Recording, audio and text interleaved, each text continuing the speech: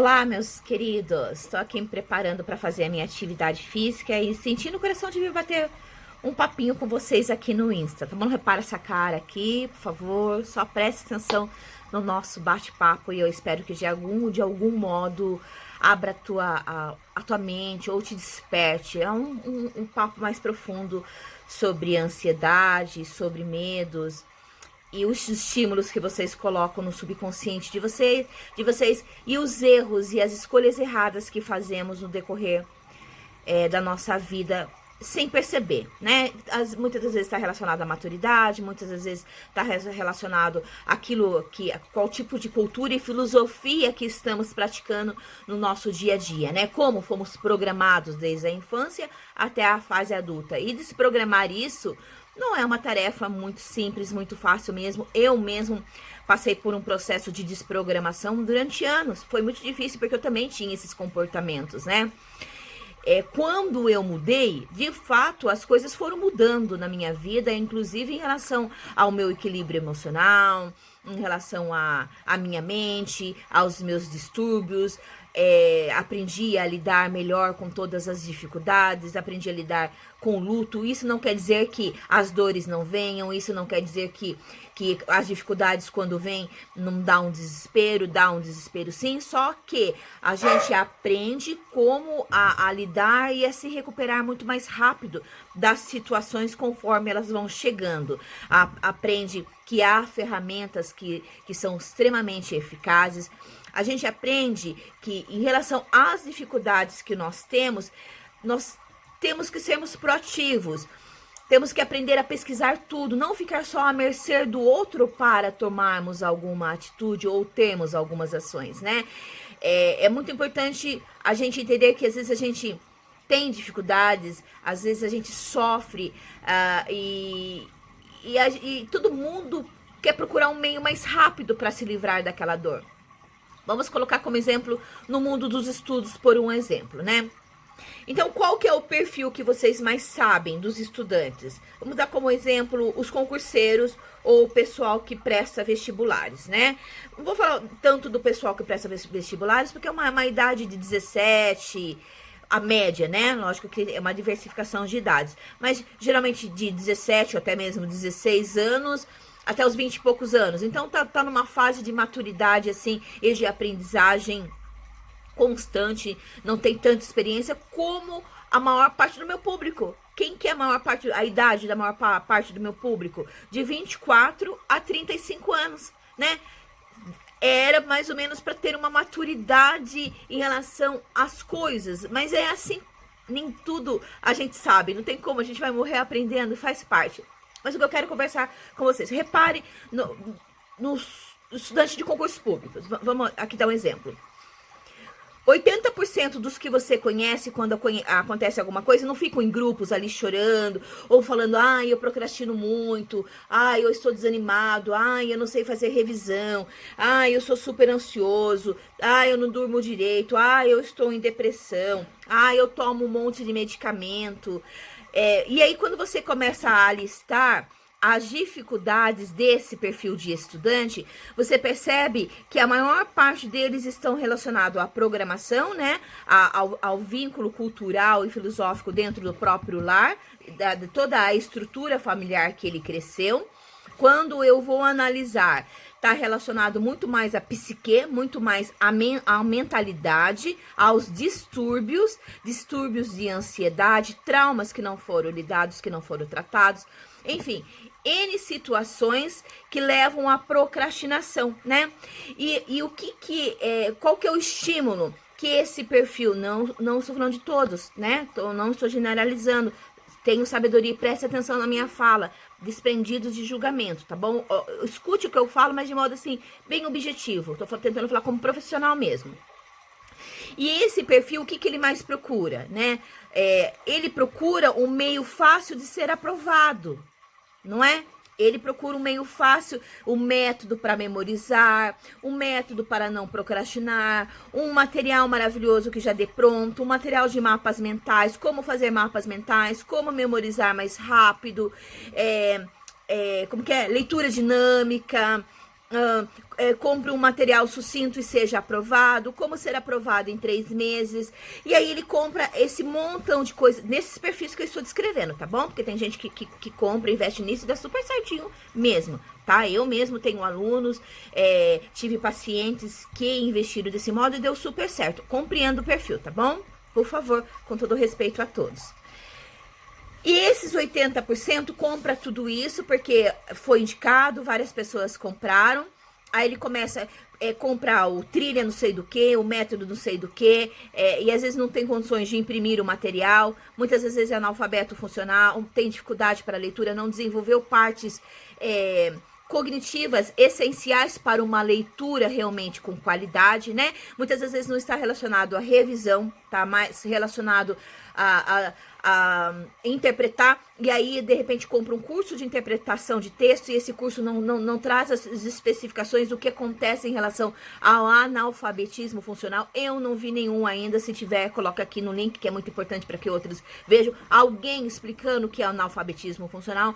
É muito importante você aprender como interpretar textos, aprender para que serve a leitura dinâmica.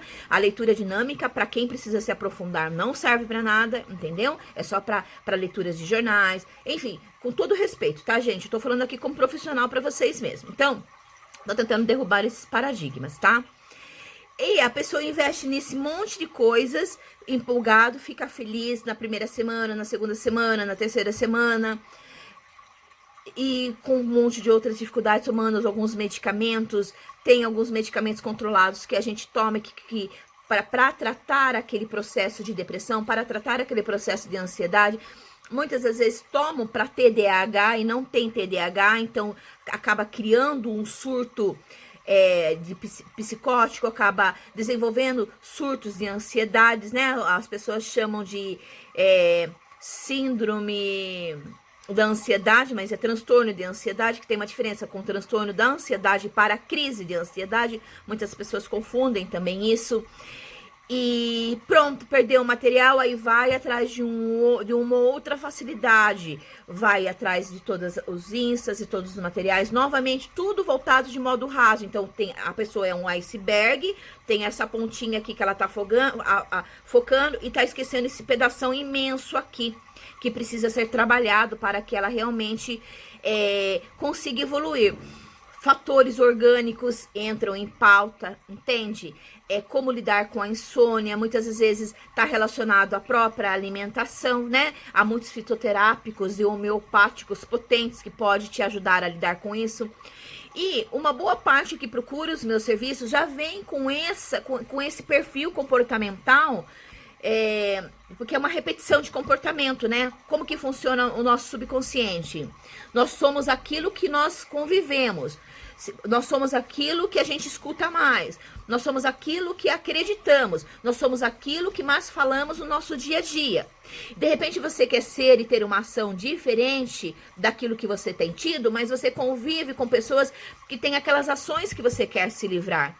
Então você transforma o meu trabalho e a minha tarefa um modo muito mais difícil de conseguir mudar você, porque enquanto eu estou aqui tentando te transformar, mudar o teu comportamento, quebrando esse vício comportamental dos acessos viciosos que você está estimulando a tua mente, fica cada vez, imagina, sou eu contra praticamente uma multidão de pessoas que estão iludidos em relação a esse vício comportamental, porque a mente, ela precisa desses estímulos, e muitos vivem em busca de ilusões e rapidez e facilidades, e quando você se depara com a dificuldade que é de bater de frente com o seu próprio eu, de enfrentar, quando eu lido com coisas muito profundas ali, a pessoa ela tem que estar disposta a trabalhar isso, e antes ela bagunça toda a mente, eu tenho que desestruturar toda a mente dela, desestruturar todo o comportamento dela, para reestruturar novamente.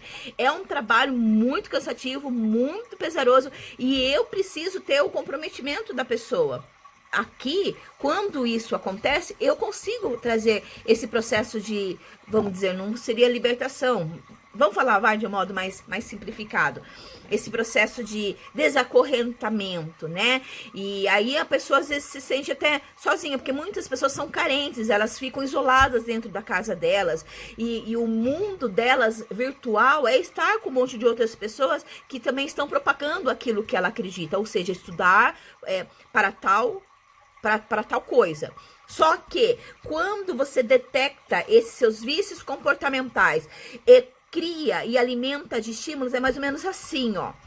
Quando você tá fazendo uma dieta, se você ficar vendo um monte de tutorial no MasterChef, um monte de coisas sobre comida, não saliva a tua boca, não dá vontade de cozinhar ou de comer tal coisa que você está vendo? Ou seja, é o estímulo que você está jogando para tua mente que vai criar uma reação, um sentimento. É assim que funciona a nossa mente, tá bom? Quando você tem diversas patologias que precisam ser tratadas e você fica criando só estímulos de que você ter o melhor material, de que você ter um curso de como memorizar, de que você ter um melhor material do mundo, isso vai resolver a tua vida, você vai sentir vontade, um impulso de sair comprando isso, acreditando que isso vai resolver a tua vida, né? Então, a mesma coisa a pessoa com a comida, aí ela acaba comendo bastante e engorda, e ao invés dela conseguir eliminar o peso que ela precisa, ela tem um efeito rebote muito pior do que aquilo, gera uma frustração. A pessoa que vai e compra um monte de coisa, planilhas, isso, não estou dizendo que não é ruim, entendo os aspectos que eu estou desenvolvendo aqui com vocês, tá bom? Eu tomo muito cuidado para falar, porque temos que respeitar todos os profissionais, tá? Estou falando em relação a você, não criticando os materiais, até porque eu também cuido e ajudo vocês a usar. Quando vocês trazem esses materiais pra mim, vamos supor, você tem todas as patologias, aí você comprou esse monte de material, e vocês vêm até mim, a gente trabalha em cima do material que vocês têm, a não ser que eu perceba que a sua cognição não é aplicável àquele material naquele momento. Só que mesmo assim eu falo com cuidado, com ética, porque ninguém tem dinheiro caindo de árvore, né? Então, o que acontece? Você não consegue usar esse material e fica mais frustrado e procrastina ainda mais. Entende? Então vocês compreendem o que eu estou tentando, qual o recado que eu estou tentando trazer para vocês? Se você é uma pessoa super ansiosa e digamos que você vá no psiquiatra, o psiquiatra vai encher você de medicamentos que de repente precise te socorrer naquele momento ali, porque você precisa tratar, certo? Pronto. Você foi lá, só que você não muda o teu ambiente, os seus estímulos mentais, esse medicamento ele vem tratando aqui, ele vai criar um efeito temporário, só que vai demorar muito mais a sua cura, porque os vícios comportamentais eles continuam. Eu recebi uma chamada de socorro essa madrugada, em que ele relatava o seguinte: olha, eu tomo isso, já eu passo por um psiquiatra, eu passo por um psicólogo, só que eu estou sentindo vontade, as minhas compulsões novamente de comer bastante, de me cortar, de me machucar, e estou tendo as crises de ansiedade, aquele gelo que vai subindo assim, que parece, né, vontade de sair correndo. Aí quando eu fui investigar, tava passando o dia inteiro vendo coisas sobre essa PEC que tá surgindo aí, né? Que tá estimulando o que você tá criando. É a mesma história do vídeo da comida, né? Então, qual os protocolos que a pessoa precisa ter em relação ao que ela está estimulando na própria mente no dia. Então, o que ela tem que fazer? Você tem que aprender a encontrar os gatilhos que trazem o sentimento e as reações em você. Quais são esses gatilhos? Então, a dica que eu te dou é você perceber se você é ansioso, se você é depressivo, não só colocar o teu futuro, não só colocar o seu sonho em relação a um material, mas se voltar para o seu eu, para dentro de você, não ficar tanto para fora, olhando o que os outros fazem, né? A partir do momento que você entende o seu próprio organismo, que você entende o seu próprio eu, que você entende os próprios gatilhos, tanto os gatilhos que levam para uma ação boa, quanto os gatilhos que levam para uma ação ruim, criar uma listagem e, a partir disso, um plano de administração e autoanálise, para que você consiga compreender o que você precisa fazer para ter o mínimo de qualidade de vida, o mínimo de equilíbrio mental, né? Quais foram os protocolos que eu passei para ele? Caminhadas, porque não estava fazendo mais quase nada. Saí de grupos, porque estava passando o dia inteiro criando estímulos negativos na mente, porque por mais que visse professores ou pessoas estimulando, não, calma, não é assim, tal, ainda assim vinha uma manada ali, desabafando um monte de coisa ruim. E aí, o nosso encéfalo, ele vai criando estímulos. É igual, pensa que eletricidade, entendeu?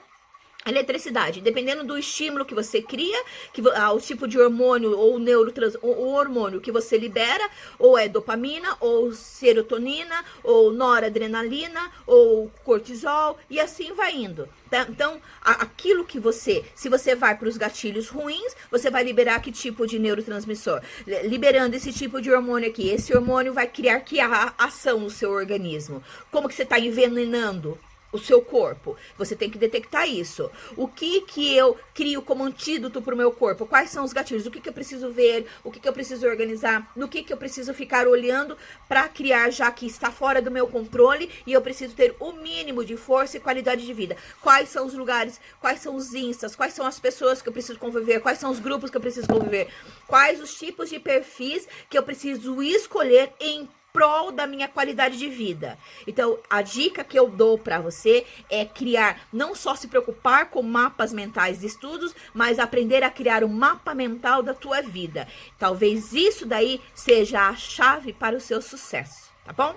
Um beijo, abraço forte de Ursa. Eu espero que de algum modo esse bate-papo agregue aí em alguma coisa para você de uma vez por todas, tá bom? Beijão, fiquem com Deus.